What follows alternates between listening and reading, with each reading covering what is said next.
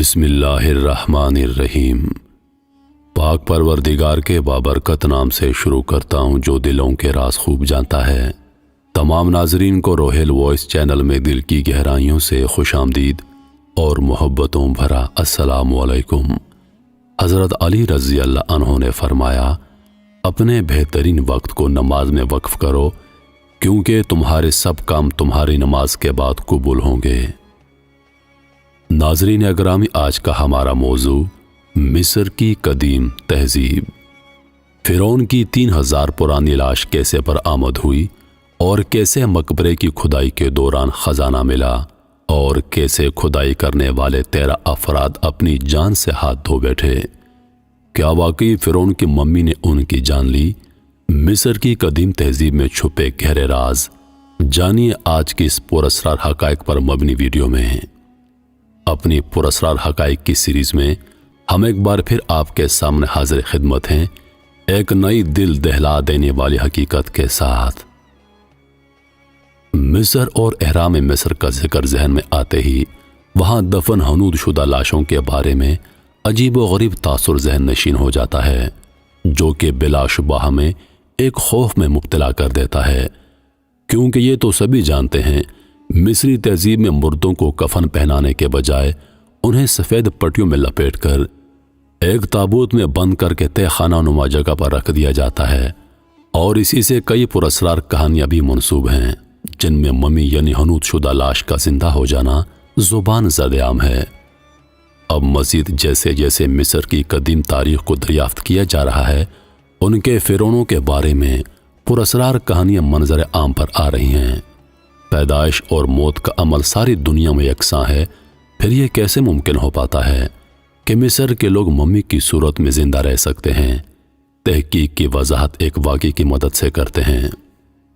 کچھ عرصہ قبل یورپ کے ایک آثار قدیمہ کے رسالے میں ایک رپورٹ شائع ہوئی ہے جس میں بتایا گیا ہے کہ ہالینڈ کے آثار قدیمہ کے ماہروں کو ایک مقبرے میں سے 4500 سال پرانی ممی یعنی مصر کے قدیم قوانین کے مطابق حنود شدہ لاش ملی ہے۔ ہالینڈ کے ماہرین کو ملنے والی یہ ممی ایک بچے کی ہے اور اس کا دماغ بالکل کام نہیں کر رہا، لیکن دل بدستور دھڑک رہا ہے اور یہ لاش بالکل تازہ دکھائی دیتی ہے۔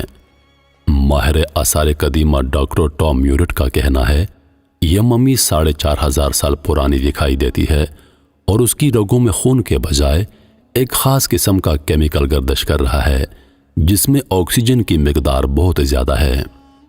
یہ ممی جس بچی کی ہے اس کو ایک پراسرار بیماری لاحق ہو گئی تھی جس کا اس زمانے میں کوئی علاج نہیں تھا، اور اس بچے کو اس امید پر اس خاص طریقے سے زندہ رکھنے کی کوشش کی گئی تاکہ بعد میں اگر کسی زمانے میں اس بیماری کا علاج دریافت ہو جائے تو اس بچے کا علاج کر کے اس کی صحت کو بحال کیا جا سکے۔ لیکن ڈاکٹر میورٹ اس بات پر حیران ہیں کہ آج کے جدید دور میں بھی ایسا کوئی طریقہ دریافت نہیں کیا جا سکا جس کے تحت کسی مردے کو اتنے لمبے عرصے تک زندہ رکھا جا سکے۔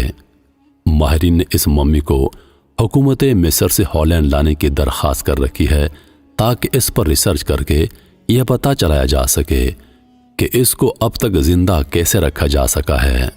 یہ وہ پراسرار حقیقت ہے جس کے تحت مصر کے لوگ اپنے فرعونوں کی تدفین کیا کرتے تھے۔ مصر کے ہر بادشاہ کو فرعون کہا جاتا تھا، جبکہ ایجپشن پیرامڈ یا اہرام مصر ان فرعونوں کی قبریں ہیں۔ نیز ان قبروں کو دنیا کی بلند اور وسیع ترین قبروں میں شمار کیا جاتا ہے، لیکن ان وسیع قبروں میں فرعون کی 3000 سال پرانی لاش کیسے برآمد ہوئی اور کیسے مقبرے کی کھدائی کے دوران خزانہ ملا اور کیسے کھدائی کرنے والے 13 افراد اپنی جان سے ہاتھ دھو بیٹھے؟ کیا واقعی فرعون کی ممی نے ان کی جان لی؟ آئیے اب اس پر تفصیل سے بات کرتے ہیں۔ مصر کے صحراؤں میں جب سورج چمکتا ہے تو یوں محسوس ہوتا ہے جیسے سورج کی ساری کرنیں یہیں پر سما گئی ہوں، اور اس سورج کی روشنی میں صحراؤں کا چمکتا ہوا ریت یوں لگنے لگتا ہے جیسے ہر طرف سونے کی چادر بچھ گئی ہو، اور اس وادی خاموشاں کے ایک کنارے پر حرم نما چوٹی ہے۔ اسے فرعونان مصر کے مدفن بادشاہوں کی وادی کی نگہبان کہتے ہیں۔ 1350 قبل از مسیح کی بات ہے جب فرعون توتن خامن کا انتقال ہوا، یہ فرعونوں کے 18ویں خاندان کا آخری بادشاہ تھا۔ اس نے بڑی مختصر مدت تک مصر پر حکومت کی۔ اندازہ لگایا گیا ہے کہ وہ 1350 قبل از مسیح میں دفن ہوا تھا۔ اس کے بعد وزیر اعظم فرعون بن بیٹھا اور اس کے بعد فوج کا سالار بھی فرعون رہا۔ توتن خامن کے جنازے کے حالات کچھ یوں تھے۔ ایک دن اس ریت کی وادی میں ایک جلوس سا رما تھا۔ مردہ فرعون کے 9 عزیز ترین دوست جنازے کو کھینچ رہے تھے۔ وادی کے عین درمیان میں ایک کھلا ہوا مقبرہ تھا جس میں سے رقاصاؤں کا ایک گروہ رقص کرتے ہوئے نکلا۔ دوسری طرف ان کے کہنوں یعنی مذہبی لوگوں کا ایک گروہ کچھ پڑھ پڑھ کر پھونک رہا تھا تاکہ مرنے والے کو ہمیشہ ابدیت نصیب ہو۔ اس کے بعد شاہی محل کے حکام نے اس جنازے کو تھام لیا اور 16-17 سیڑھیاں اتر کر اسے مقبرے میں لے گئے۔ ان کمروں کی دیواروں اور چھتوں پر مختلف رنگ میں تصویریں اور اشکال بنائی گئی تھیں۔ درمیانی کمرے میں قیمتی پتھر کا ایک چبوترا تھا لیکن اندر سے خالی تھا۔ یہی اس فرعون کی قبر تھی۔ قبر کا ڈھکن 35 من وزن کا تھا۔ سفید پٹیوں میں لپٹی حنوط شدہ یہ لاش خالص سونے کے خول میں بند کر کے قبر میں رکھ دی گئی۔ پھر اس لاش پر مقدس تیل چھڑکا گیا۔ حنوط کا یہ آخری عمل تھا۔ پہلا عمل اس دن سے پورے 70 دن پہلے شروع ہوا تھا۔ فرعون کی بیوہ خاص قسم کے منتر پڑھ رہی تھی۔ اس کے بعد اس نے اپنے مرحوم شوہر کو موسم بہار کے پھولوں کا گلدستہ آخری تحفے کے طور پر پیش کیا۔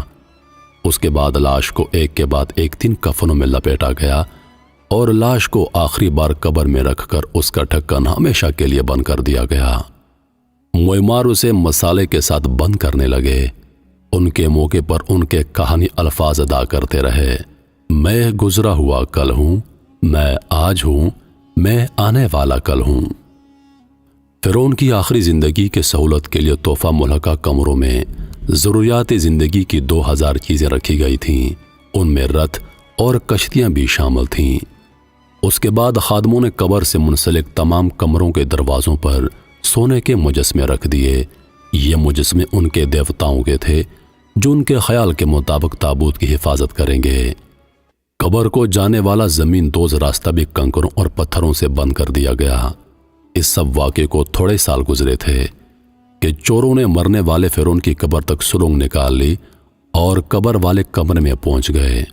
انہوں نے وہاں پر رکھی چیزوں کو الٹ پلٹ کیا مگر معمولی تعداد میں چیزیں اپنے ساتھ لے گئے۔ مصری حکام کو جب اس چوری کی خبر ملی تو وہ وہاں پہنچے، چیزوں کا جائزہ لیا اور بکھرے ہوئے سامان کو دوبارہ اس کی اصل ترتیب سے واپس ان کی جگہ پر رکھ دیا گیا اور سرنگ بند کر دی گئی۔ تاریخ میں لکھا ہے اگلی 1 صدی تک ان چوروں نے مقبرے کا مکمل صفایا کر دیا۔ اس سے پہلے وہاں 27 فرعون دفن تھے۔ ان چوروں نے ان کے مقبروں کا بھی صفایا کر دیا۔ کہنوں نے فرعون کی لاشیں وہاں سے نکالی، انہیں ایک نامعلوم جگہ پر لے جا کر دفن کر دیا اور توتن خامن وہ واحد فرعون تھا جس کی لاش اس گمنام جگہ دفن ہونے سے بچ گئی تھی۔ اب اس وقت مصر میں فرعون ہورم ہب کی حکومت تھی۔ اس فرعون نے اپنے سابقہ مذہب کو چھوڑ دیا تھا اور عطن کو اپنا خدا مان لیا تھا۔ رہی صحیح کسر ہورم ہب نے پوری کر دی۔ اس نے اپنے خادموں کو حکم دیا کہ تمام تر مجسمے اور مقبرے تباہ کر دیے جائیں اور اس طرح اس دور میں ان مقبروں کا نام و نشان تک مٹ گیا۔ وقت گزرتا گیا اور وقت نے بھی ان پر 13 فٹ اونچی دھول جما دی۔ 3000 سال گزر گئے، مصریوں کی تہذیب فنا ہو گئی۔ تھوڑی مدت کے لیے رومیوں نے حکومت کی لیکن وہ بھی یہاں سے چلے گئے۔ اس کے بعد حکومتیں بنی اور بگڑتی رہیں اور موجودہ زمانہ آ گیا۔ چونکہ یہ ایک سائنسی دور ہے لیکن تاریخ کی کھوج ہمیشہ سے ان کا خاصہ رہی ہے اور جدید سائنسی ایجادات نے آثار قدیمہ کے لیے نئی نئی عجائبات کو کھوجنا اور ہی دلچسپ بنا دیا ہے۔ اور ایک وقت ایسا بھی آ گیا جب ماہرین آثار قدیمہ پر مصر کی مدفون تہذیب کا سراغ لگانے اور اس کی چھان بین کرنے کا جنون سوار ہو گیا اور ان کی کوششیں رائگاں نہ گئیں۔ بالآخر وہ 30 کالی مقبروں کی کھوج لگانے میں کامیاب ہو گئے۔ ان میں سے ایک بھی لٹیروں کی پوچھ سے محفوظ نہیں رہا تھا، تاہم اکثر مقامات کی دیواروں کے نقش و نگار محفوظ تھے اور ان کے رنگوں پر موجود ان کے نقش و نگار اور تحریروں کا مطلب سمجھ کر ماہرین آثار قدیمہ مصریوں کے اسرار و رموز تک سمجھنے اور انہیں مزید کھوجنے میں جٹ گئے۔ لیکن 1906 میں امریکی ماہر آثار قدیمہ تھوڈے ڈیوس نے اعلان کیا کہ بادشاہوں کی وادی میں اب بھی کوئی مقبرہ باقی نہیں رہا، لیکن ایک شخص نے اس بات کو تسلیم کرنے سے انکار کر دیا اور یہیں سے ایک نئی کھوج کی شروعات ہوئی۔ اس شخص کا نام ہارورڈ کارٹر تھا۔ دنیا گراں ترین دفینہ تلاش کرنا اس کے مقدر میں لکھا تھا۔ اسی اثنا میں قدیم زمانوں کے ماہرین فرعونوں کے مقبرے کی تحریروں کو پڑھ لینے میں کامیاب ہو گئے۔ ان تحریروں کو پڑھنے سے پتہ چلا کہ ایک فرعون توتن کامن اور بھی ہے جس کا مقبرہ ابھی تک نہیں ملا۔ تحریروں سے یہ بھی پتہ چلا کہ یہ بادشاہ 9 عمر کی برس میں بادشاہ بنا اور جوانی میں دنیا سے رخصت ہو گیا۔ کارٹر نے اس کی کھوج شروع کر دی۔ اسے یقین تھا کہ اس کا مقبرہ بھی اسی بادشاہوں کی وادی میں ملے گا۔ ایک دن وہ ایک ٹیلے کی کھدائی کر رہا تھا۔ اسے ایک پیالہ ملا جس پر توتن خامن کا نام کنندہ تھا۔ پھر ایک گھڑے میں سے اسے ٹوٹے برتنوں کے ٹکڑے ملے جن پر اس کی مہر کنندہ تھی۔ یہ وہی برتن معلوم ہوتے تھے جسے مصری اپنے مرنے والے بادشاہوں کے قبروں میں رکھا کرتے تاکہ وہ انہیں استعمال کر سکیں۔ چونکہ حکومتی سطح پر بادشاہوں کے مقبروں کی کھوج بند ہو چکی تھی، لہذا کارٹر نے ایک شخص جو کہ آثار قدیمہ میں گہری دلچسپی رکھتا تھا، اس کی مالی مدد سے توتن خامن کے قبر کی کھوج کا باقاعدہ کام شروع کر دیا۔ اس دوسرے شخص کا نام ارل آف کارنارڈن تھا جو کہ 1906 میں بحالی صحت کے لیے مصر آیا تھا اور اس کی ملاقات کارٹر سے ہو گئی۔ 1914 میں مصری آثار قدیمہ کے ڈائریکٹر جنرل نے ان دونوں باشندوں کو بادشاہ کی وادی میں کھدائی کرنے کی اجازت دے دی۔ کھدائی کا کام جاری تھا، لیکن پہلی جنگ عظیم کی وجہ سے کھدائی کے کام میں گڑبڑ ہو گئی۔ تاہم 1920 میں کام دوبارہ شروع ہو گیا۔ 1921 میں کارٹر کے کارکنوں نے قدیم جھونپڑیوں کی بنیادیں کھوج نکالی۔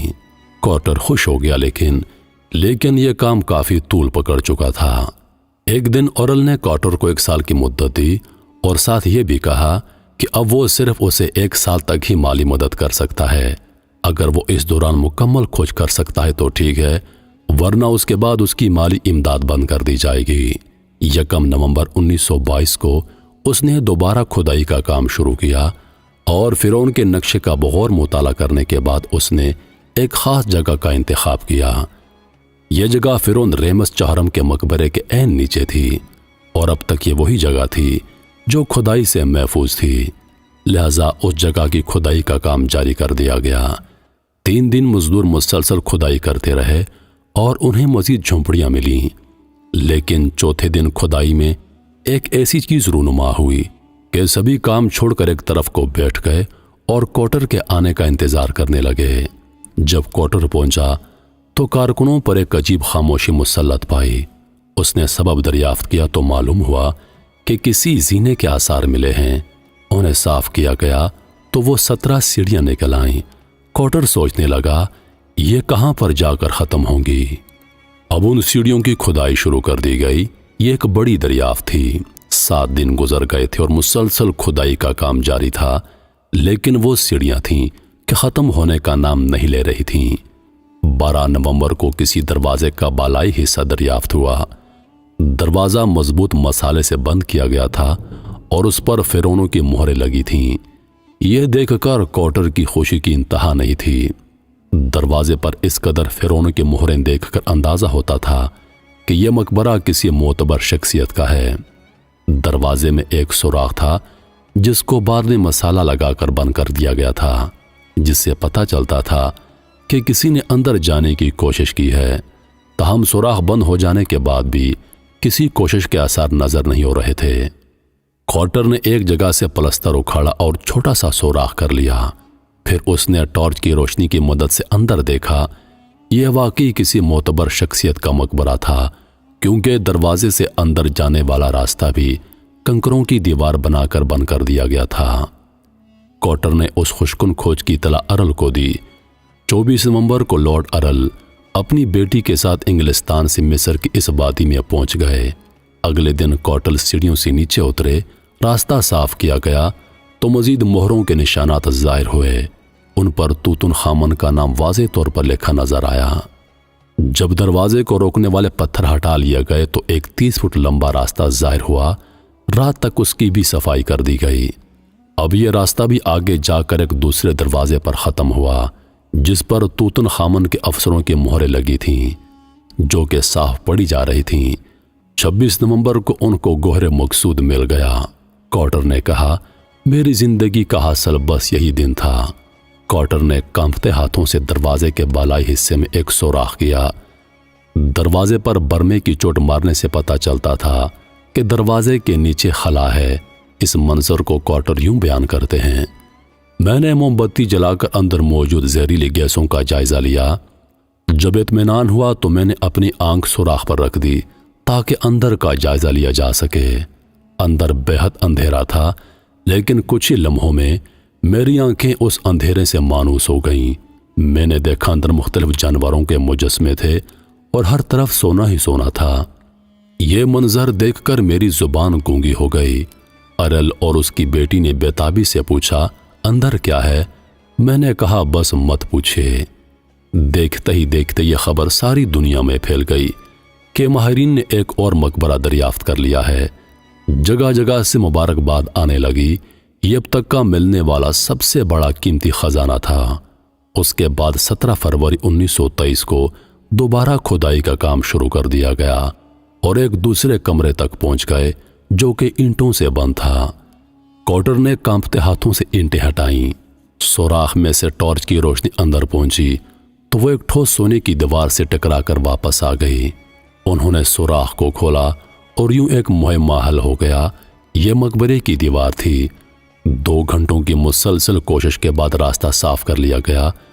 قبر کو کھول کر دیکھا گیا تو اس میں توتن خامن کی محفوظ لاش تھی۔ مقبرے کے پیچھے بھی ایک کمرہ تھا اور یہ بھی خزانے سے بھرا ہوا تھا، اور یہ پہلے ملنے والے خزانے سے زیادہ مالیت کا تھا۔ انہوں نے 3000 سال سے بند مقبرہ تلاش کر لیا تھا۔ اس کے باوجود یوں محسوس ہوتا جیسے اسے ابھی بند کیا گیا ہو۔ مصری کھدائیوں میں سے اس سے بڑا اور قیمتی خزانہ آج تک دریافت نہ ہو سکا تھا۔ کارٹل اور ارل نے ٹارچ کی روشنی سے کمرے میں دیکھا تو کمرے میں موجود سونا ٹارچ کی روشنی سے چمکنے لگا۔